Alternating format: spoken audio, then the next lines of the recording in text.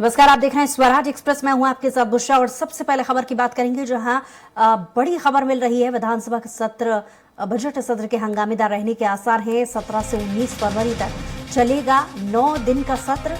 राज्यपाल के अभिभाषण के साथ ही सत्र की शुरुआत होगी। सत्र में वित्त मंत्री जगदीश देवड़ा पेश करेंगे लेखानुदान बजट।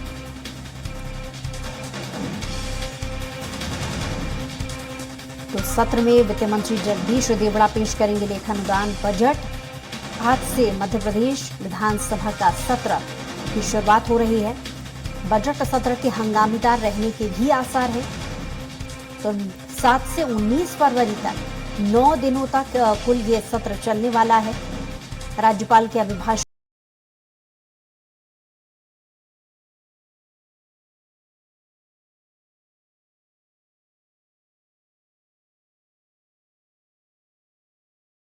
इस वक्त आपको बता रहे हैं।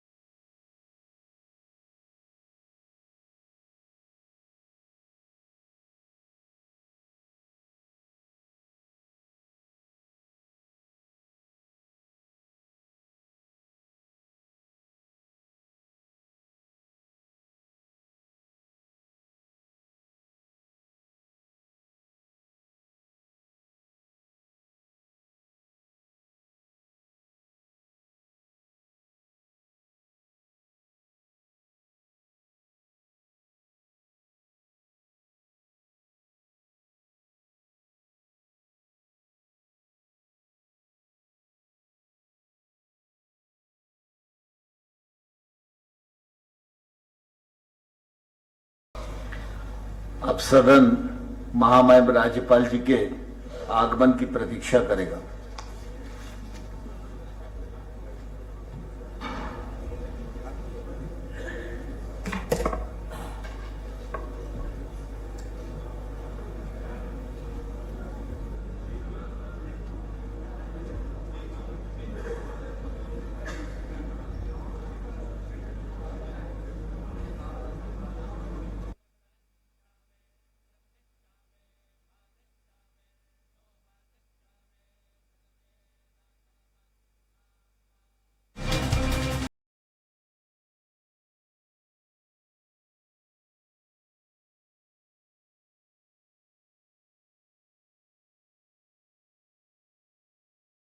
संजय डोंगरदेव हमारे साथ लाइव जुड़ गए हैं। संजय, सत्र की शुरुआत हो चुकी है। राज्यपाल के अभिभाषण से आज की शुरुआत होगी। क्या और अधिक जानकारी इससे जुड़ी आपके पास?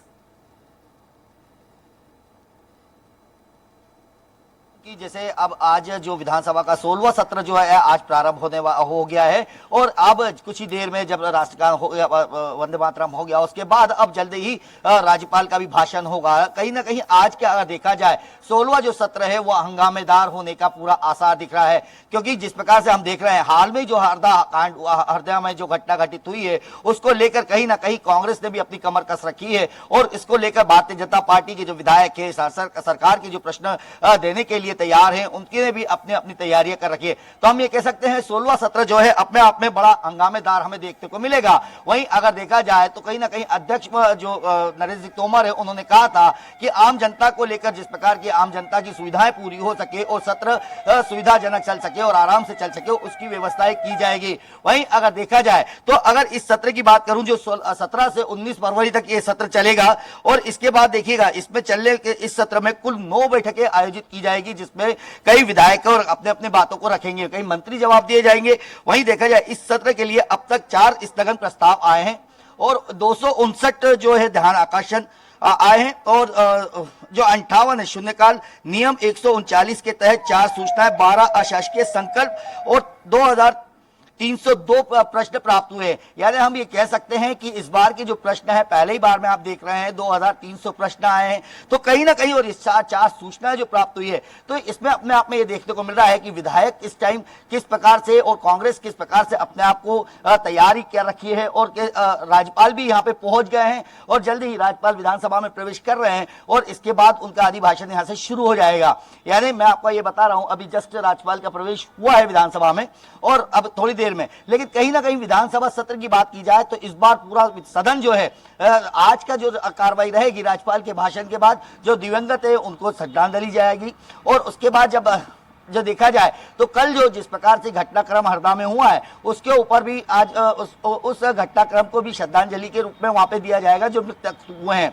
और आज की जो है ये 2-3 कार्रवाई होने के बाद सदन स्थगित किया जाएगा। लेकिन अगर देखा जाए तो जिस प्रकार से कांग्रेस ने अपनी तैयारी कर रखी है, क्योंकि कांग्रेस आज भी जब देखा जाएगा कि हरदा के कांड को लेकर कहीं ना कहीं आज भी अपने आप को इस प्रेजेंटेशन देगी। जी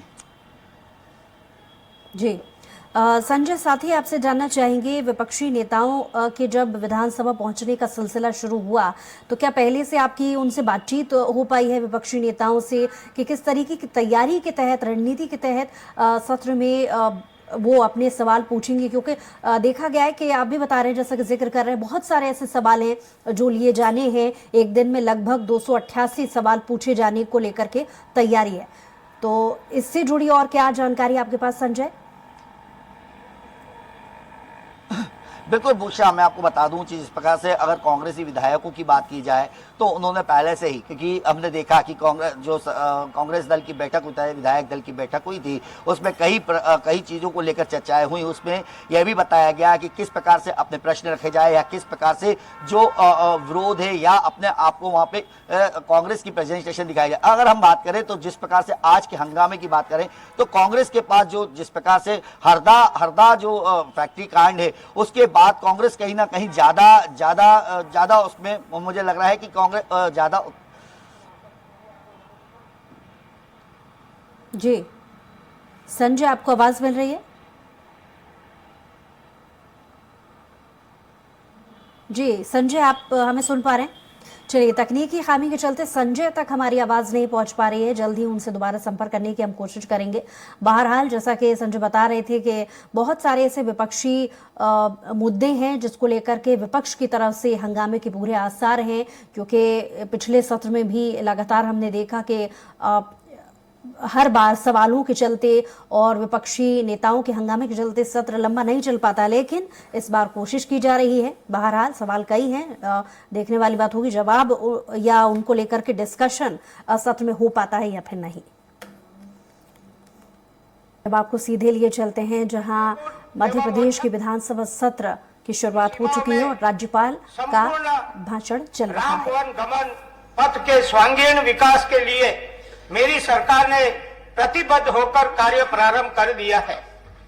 प्रदेश भर में जहां जहां भगवान श्री राम और भगवान श्री कृष्ण के चरण पड़े उन स्थानों को तीर्थ के रूप में विकसित किया जाएगा। भारत की भूमि पर शूरवीरों की एक महान परंपरा रही है।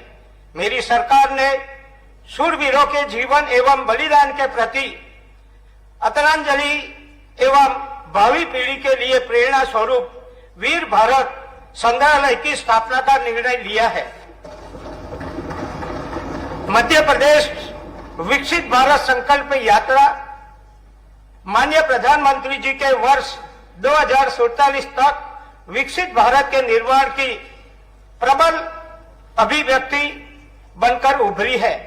यात्रा के दौरान केंद्र और राज्य की विभिन्न योजना और कार्यक्रमों के अंतर्गत 50 लाख से अधिक लोगों को लाभान्वित किया गया है। मेरी सरकार ने संकल्प पत्र 2023 में प्रदेश की जनता के कल्याण के संकल्पों पर तेज गति से कार्य प्रारंभ कर दिया है, जिसके चलते विकास की परिकल्पनाएं सुखद परिणामों में परिवर्तित होने लगी है।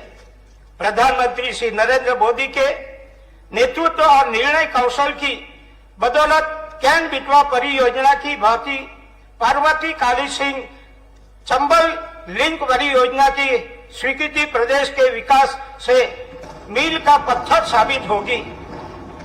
लगभग 35,000 करोड़ रुपए की लागत की इस परियोजना से प्रदेश के 10 जिलों शिवपुरी, ग्वालियर, भिंड, मुरैना, श्योपुर, गुना, उज्जैन, शाजापुर, इंदौर और देवास को पेयजल की 3,37,000 हेक्टेयर क्षेत्र में सिंचाई की सुविधा प्राप्त होगी। संकल्प पत्र 2023 के संकल्प को पूरा करने के लिए नर्मदा कसार ही 1,12,000 हेक्टेयर से अधिक सिंचाई की क्षमता की 3 परियोजना के निर्माण की प्रक्रिया आरंभ कर दी है। भारत सरकार के सहयोग से प्रदेश को 10,000 करोड़ रुपए से अधिक लागत की 724 किलोमीटर लंबी 24 सड़क परियोजना की भी सौगात मिली है। मेरी सरकार के प्रयासों से नवकरणीय ऊर्जा क्षमता में विगत 11 वर्षों में लगभग 11 गुना से अधिक की वृद्धि हुई है। नवकरणीय ऊर्जा आपूर्ति और सौर ऊर्जा क्षमता में मध्य प्रदेश देश से टॉप 10 राज्यों में शामिल है। इंदौर स्थित हुकमचंद मिल के 4,800 श्रमिक परिवारों को उसके हक की राशि 224 करोड़ रुपए की भुगतान की पहल कर लंबे समय से संघर्ष कर रही मजदूरों को यही किसी ने व्यय किया दिलाया है, तो वह माननीय प्रधानमंत्री जी के मार्गदर्शन में मेरी सरकार ने दिलाया है। प्रदेश की मध्य अन्य मिलों में भी ऐसे प्रकरणों में मजदूरों के हित मजदूरों को समर्पित करने वाले लिए सरकार हर संभव उपाय करेगी। तेंदु संग्रह को मानदेय 3,000 रुपये प्रति मानक बोरा से बढ़ाकर 4,000 रुपये कर मेरी सरकार ने संकल्प पत्र में दी गई गारंटी को पूरा किया है। जल जीवन मिशन अंतर्गत अब तक प्रदेश के 12,000 से अधिक गांवों के 100% घरों में नल से जल पहुंचाया जा चुका है। ग्रामीण एवं शहरी क्षेत्रों में प्रधानमंत्री आवास योजना के प्रभावी क्रियान्वयन से हर पात्र गरीब परिवार के अपने घर का सपना सच हो रहा है। पीएम स्वनिधि योजना में 140% उपलब्धि अर्जित कर मध्य प्रदेश देश में प्रथम स्थान पर है। मेरी सरकार कमजोर वर्ग के कल्याण के लिए सदैव संवेदनशील रही है। प्रदेश के 2,600 से अधिक छात्रावासों एवं आश्रमों में अध्ययनरत जनजातीय वर्ग के छात्र छात्राओं को इस वर्ष अब तक निःशुल्क सुविधाओं तथा शिष्यवृत्ति के रूप में 325 करोड़ रुपए से अधिक और छात्रवृत्ति के रूप में 102 करोड़ रुपए से अधिक की राशि का भुगतान किया गया है। प्रधानमंत्री आदर्श ग्राम योजना अंतर्गत प्रदेश के 2,500 से अधिक गांवों के विकास के हेतु लगभग 400 करोड़ रुपए की राशि भारत सरकार द्वारा उपलब्ध कराई गई है। जाति प्रमाण पत्र प्रदाय अभियान के तहत लोक सेवा केंद्रों माध्यम से प्रदेश भर के स्कूली छात्र छात्राओं को अब तक लगभग 1,39 लाख से अधिक डिजिटल हस्ताक्षरित रंगीन प्रमाण पत्र प्रदान किए जा चुके हैं।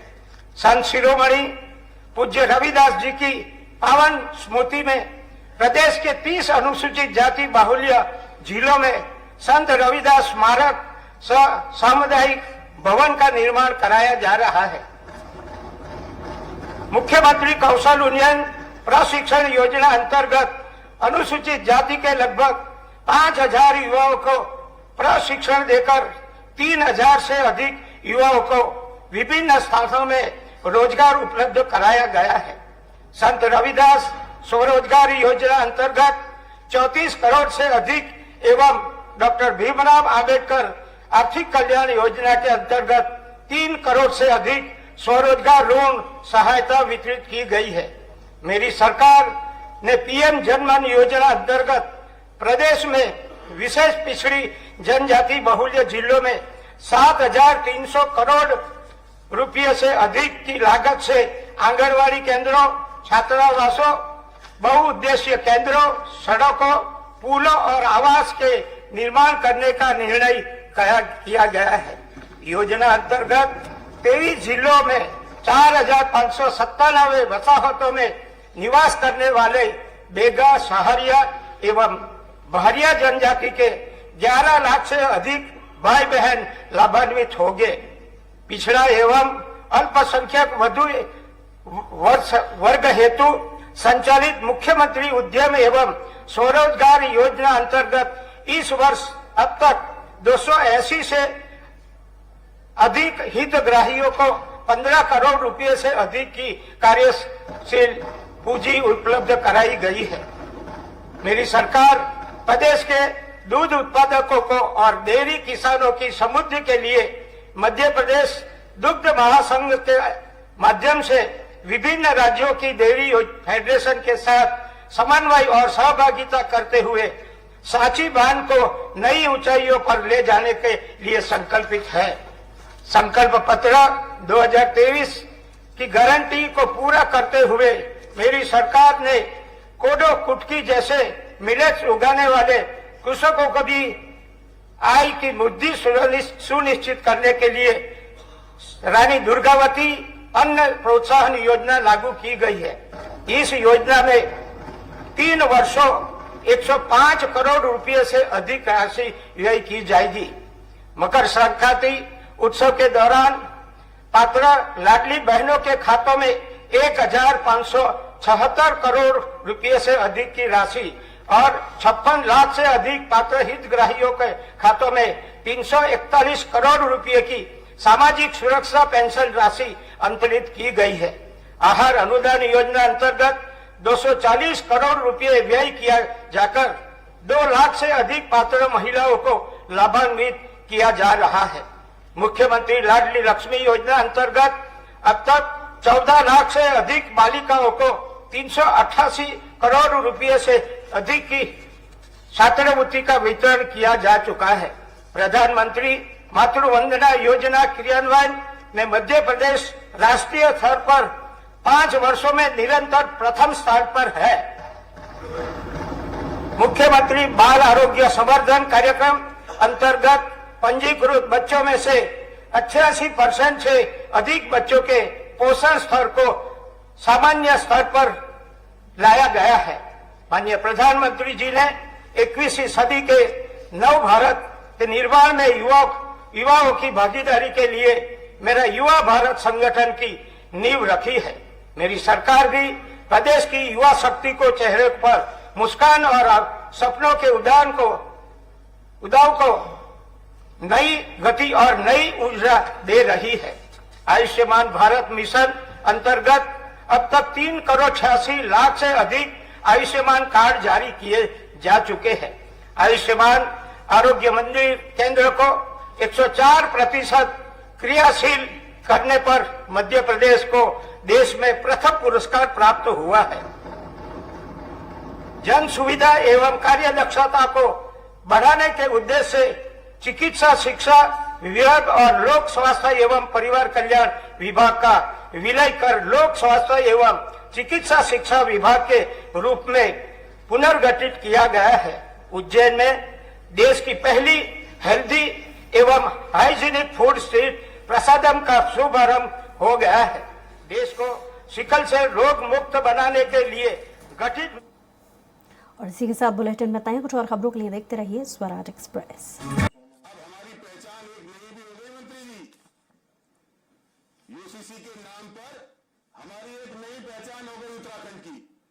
आप सही नाम दीजिए, आधार कार्ड एफिडेविट दीजिए, उत्तराखंड में आइए और लिविंग रिलेशन में रहिए। और उत्तराखंड में अन्य राज्यों के बच्चे जो पढ़ने आते हैं उनको हम क्या शिक्षा दे रहे हैं, हम उनको किस चीज के लिए मोटिवेट कर रहे हैं। और दूसरी बात, आप उसका जो रिकॉर्ड रख रहे हैं उस रिकॉर्ड को आरटीआई में मांगेगा तो उसमें जो सामाजिक दृष्टि होगी उसका जिम्मेदार कौन होगा। और मैं दूसरी बात एक चीज और कहना चाहता हूं, संविधान में जैसे कल माननीय संसदीय कार्य मंत्री जी ने ये कहा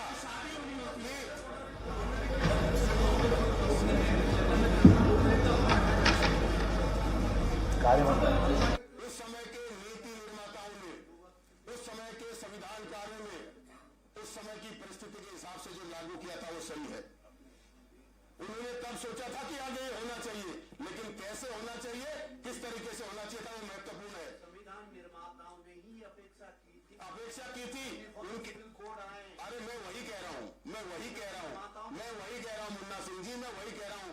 जब दिल्ली से हमारे खटीमा को रोड बन रही थी, उस समय के जो लोग थे, जो मंत्री थे, उनको ये था कि 4 बसें चलती है और 4 बसों के लिए रोड की जरूरत है, पहले रोड पहुंचानी है। आज के नीति निर्माताओं ने कहा उसे चौड़ी करनी है, आज व्यवस्था बढ़ गई है, तो उन्होंने वो स्पेस छोड़ा, उन्होंने वो जगह छोड़ी, उन्होंने वो छोड़ा। वो उस समय ये सोच सकते थे कि जरूरत पड़ेगी। आपकी बुद्धिमत्ता देखिए। यहाँ जो कॉन्स्टिट्यूशनल एक्सपेक्टेशन मैं आपसे करने का काम किया नहीं, मैं कह रहा हूं बिल्कुल, अगर आप लोगों को ये लगता है कि जो लिविंग रिलेशन में एक तो युवाओं के जो स्वतंत्रता का अधिकार है, इससे कहते हैं राम जय भारत माता की जय। अध्यक्ष महोदय धन्यवाद। माननीय प्रधानमंत्री जी,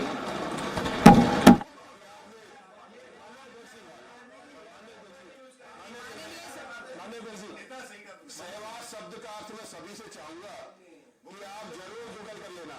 माननीय अध्यक्ष जी, हमारे बहुत विद्वान साथी ने 2-3 बातें कही, मैं उनको थोड़ा स्पष्ट कर दूं। आपने कहा कि ये ड्राफ्ट अभी 20 महीने तक करती रही और 20 महीने में इन्होंने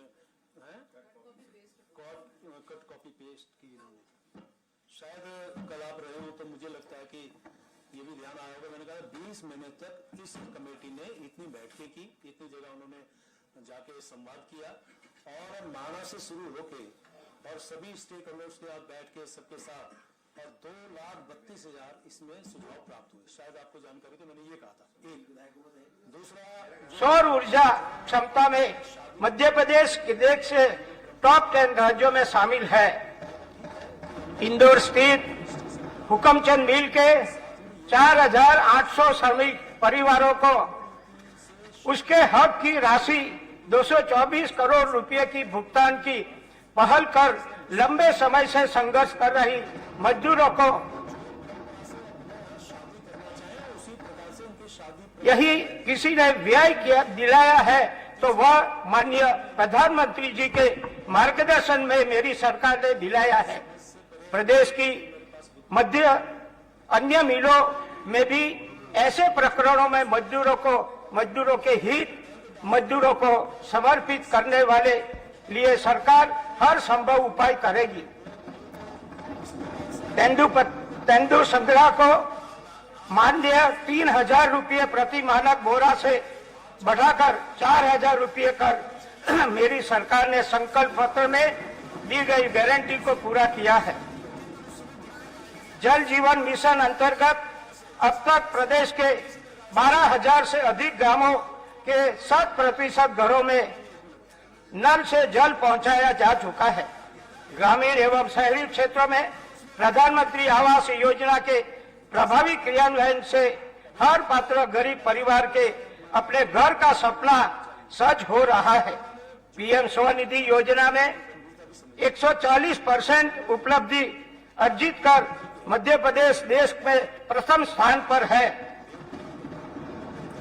मेरी सरकार कमजोर वर्ग के कल्याण के लिए सदैव संवेदनशील रही है। प्रदेश के 2,600 से अधिक छात्रावासों एवं आश्रमों में अध्ययनरत जनजातीय वर्ग के छात्र छात्राओं को इस वर्ष अब तक निःशुल्क सुविधाओं तथा शिष्यवृत्ति के रूप में 325 करोड़ रुपये से अधिक और छात्रवृत्ति के रूप में 102 करोड़ रुपये से अधिक की राशि का भुगतान किया गया है। प्रधानमंत्री आदर्श ग्राम योजना अंतर्गत प्रदेश के 2,500 से अधिक गांवों के विकास के हेतु लगभग 400 करोड़ रुपये की राशि भारत सरकार द्वारा उपलब्ध कराई गई है। जाति प्रमाण पत्र प्रदाय अभियान के तहत लोक सेवा केंद्रों माध्यम से प्रदेश भर के स्कूली छात्र छात्राओं को अब तक लगभग 1,39,00,000 से अधिक डिजिटल